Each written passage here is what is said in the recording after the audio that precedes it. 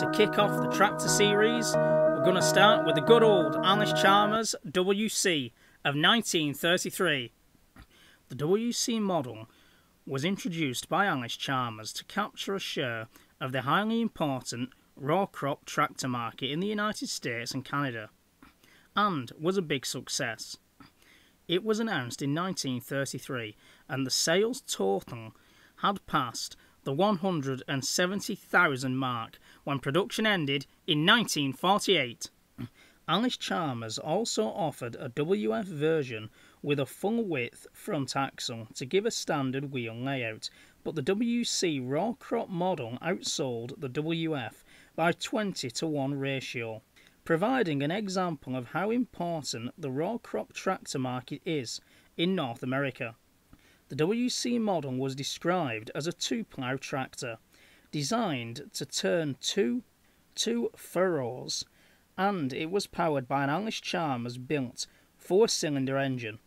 It was an unusual design because the piston bore and stroke were 10.1 centimeters or 4 inches, and an engine with this feature is sometimes described miscellaneously as a square.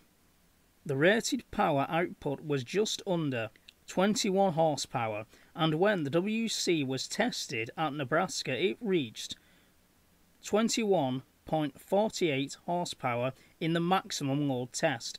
When the WC made its first appearance, the front-end styling was flat, but in 1938 the Allis Chaimers stylists introduced a more up-to-date, streamlined appearance, with a rounded grille in the front of the radiator, and the tractor in the photograph here was built after the new look was introduced.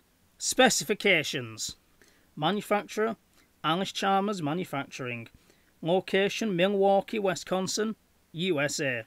Model WC, type raw crop. Power unit, Allis Chaimers 4-cylinder engine. Power output, 21 horsepower. Transmission, 4-speed gearbox. Weight, 3,190 pounds. Production started 1933. I am certainly not a tractor expert. I'll never ever claim to be that. I like the modern tractors. I mean, I like the Grey Fergie, really. But the Allis Chaimers, it's different, of course. I mean, look at that really short axle. But what I do like about it is it has rubber tyres. And if we look back, even just to 1927, the Renault PE, it didn't have rubber tyres. These were just steel wheels. So obviously a great leap forward, and of course this is the US, so I'm not surprised.